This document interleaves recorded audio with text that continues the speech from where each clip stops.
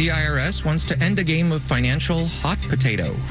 Marketplace Morning Report is supported by Schwab. Schwab offers investors choices like full-service wealth management, self-directed investing options, and trading on Thinkorswim. More at schwab.com.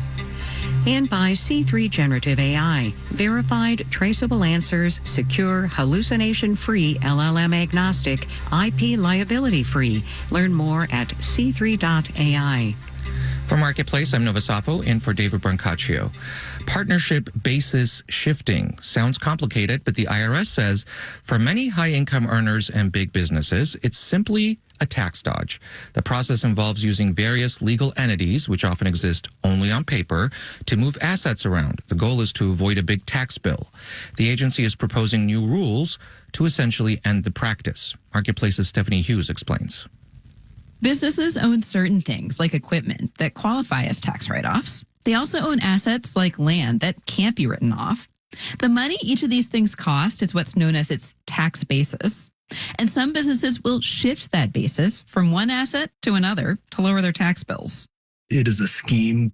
U.S. Deputy Treasury Secretary Wally Adeyemo says the government is going to go after people that do this. This is something that can only be pulled off, frankly, by the wealthiest of wealthy taxpayers, because it takes an army of accountants and lawyers to set up this type of partnership structure. So the government will be collecting more information about partnerships above $5 million. Matthew Gardner is with the Institute on Taxation and Economic Policy. So what they want to do is more closely examine these basically illegitimate transactions to identify the ones that have economic substance and the ones that don't. By closing this loophole, the Treasury estimates it could raise more than $50 billion over 10 years. I'm Stephanie Hughes for Marketplace. Let's do the numbers. Well, Wall Street is mostly treading water this morning in pre-market trading after the S&P 500 hit another record yesterday. Dow futures are flat. NASDAQ futures are up 0.2%.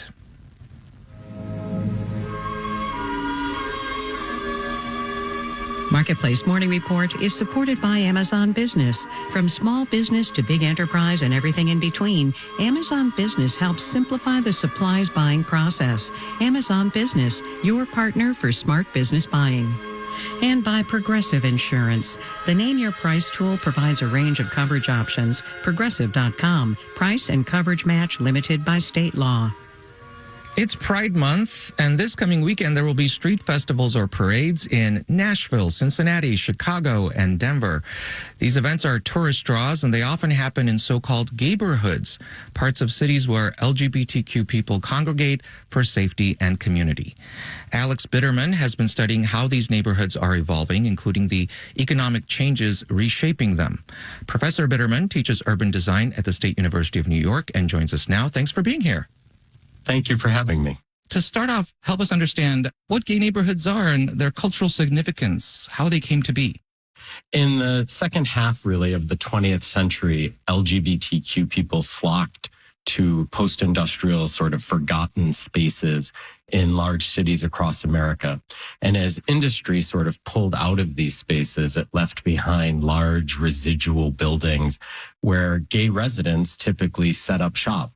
In most of the gayborhoods that sort of emerged after World War II, they sort of emerged in large cities, Boston, New York, DC, Los Angeles, San Francisco. So people from the center of the country sort of moved from rural areas or more rural states to these sort of central locations. It's been certainly decades since World War II, and I'm wondering how you'd describe the change in those neighborhoods. As different challenges presented to LGBTQ people, for instance, the AIDS pandemic in the 1980s, helped to sort of give rise to gay neighborhoods as they became the epicenter of the fight and the struggle, not just for civil rights or for the rights of good health care, but for very basic human rights.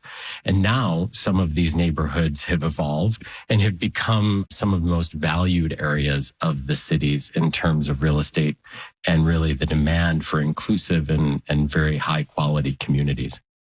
Is that because of the broader trends of gentrification and affordable housing shortages, et cetera, that all cities are seeing broadly, or is there a more specific reason? really ultimately LGBTQ people, as we moved into these neighborhoods, put in a lot of blood, a lot of sweat, a lot of tears to build these neighborhoods and to make them places where we felt safe. And as heteronormative people became visitors to these spaces more and more, what we found is that they too wanted to live in safe, happy communities. And that helped to sort of hyper gentrify, if you will, the real estate values in some of these neighborhoods. However, the interesting thing is the sort of ripple effect of that has had interesting ramifications, both for our research as well as for the LGBTQ people that have been pushed out of these neighborhoods. Don't leave us in suspense. What are those ripple effects? Those ripple effects are actually very exciting. Now what we're seeing is LGBTQ people that are moving away from cities and reclaiming some of the disused or in some cases abandoned rural and suburban spaces. So what we've begun to see, especially fueled after the COVID pandemic, is a push toward sort of an LGBTQ or a gay regionalism. So instead of just being one neighborhood in a city, what we're seeing is small communities in suburban or rural areas just outside of cities that are helping to serve multiple metropolitan areas and help to link LGBTQ people across various regions together. Interesting developments. Alex Bitterman is professor of architecture and design at the State University of New York and author of The Life and Afterlife of Gay Neighborhoods. Thank you so much for joining us. Thank you for having me.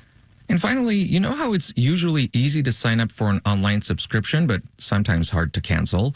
Well, the Federal Trade Commission is suing Adobe, saying it's taken that tactic too far.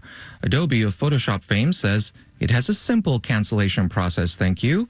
But the FTC wants cancellations to be extra simple. It's called for click-to-cancel rules that make it as easy to quit something as it is to sign up. I'm Nova Safo with the Marketplace Morning Report.